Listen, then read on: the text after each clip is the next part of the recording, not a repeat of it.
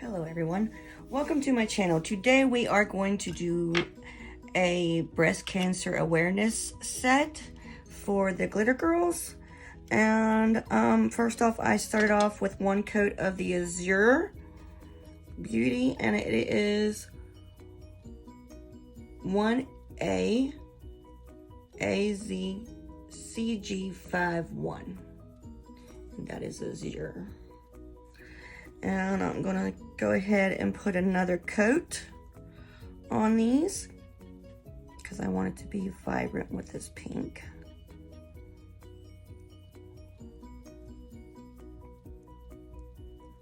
How are you guys doing? I hope everybody is staying safe with all this junk going on.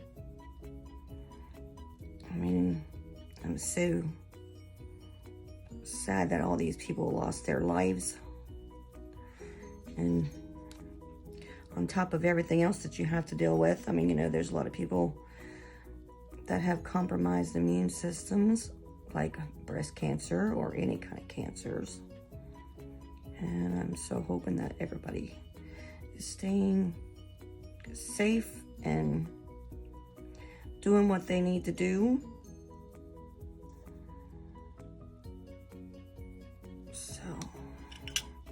But today I've got some awareness ribbons from Charlie's Nail Art. And I've got some little love charms from Amazon that I'm going to be using. And I got this bathing suit set here. They're stickers. I'm going to be using them, and those are from Wish. And I've got some letters too, some hollow pink letters that I'm going to be using, and I got those from Amazon.